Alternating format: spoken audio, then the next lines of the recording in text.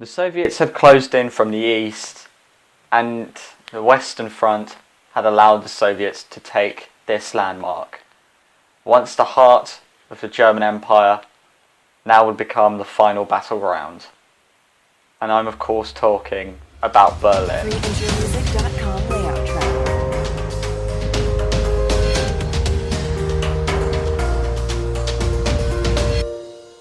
The Battle of Berlin was lost before it even started. It was lost in 1941. Well, the war had already been lost for Germany the instant they invaded the Soviet Union. The Battle of Berlin was the last defence. 100,000 Waffen-SS and hard dedicated German troops, along with civilians, to defend against 2 million Russian soldiers.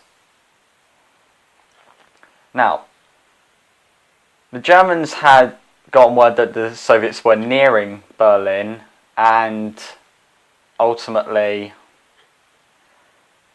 they'd either evacuated people, which Hitler didn't find good at all, so he put them to work, building defences like trenches, hedgehogs, barbed wire, machine gun nests, anything that would slow the advance. But none of it was good enough. The Soviets stormed the outskirts of the city, T-34s, T-34-85s, KV-1s, IS-1s, IS-2s, and all the Russian blood. On April 30th, Hitler had buried himself in his bunker. He knew the Soviets were blocks away. So, he done what any coward would do. He wasn't really a coward for doing it, because even if he'd let the Soviets capture him, they probably would have killed him within the month. So he just put a pistol in his mouth and pulled the trigger.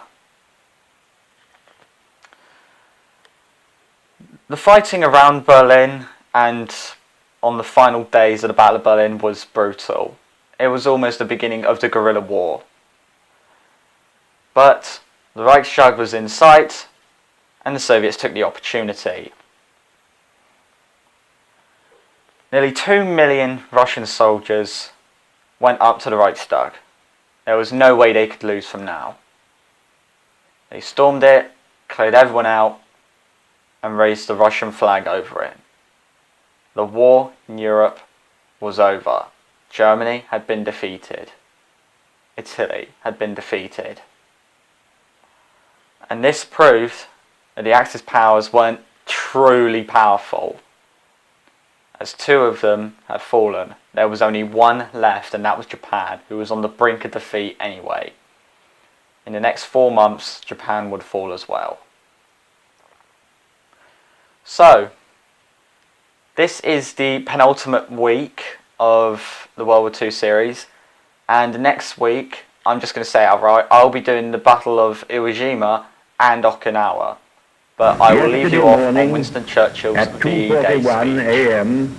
Enjoy. At General Eisenhower's headquarters, General Jodl, the representative of the German High Command, and of Grand Admiral Dönitz, the designated head of the German state, signed the act of unconditional surrender of all German land, sea, and air forces in Europe to the Allied expeditionary forces and simultaneously to the Soviet High Command.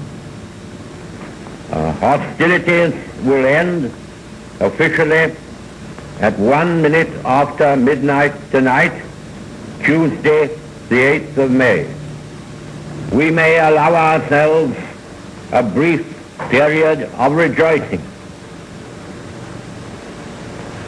Today is Victory in Europe Day. Long live the cause of freedom. God save the King.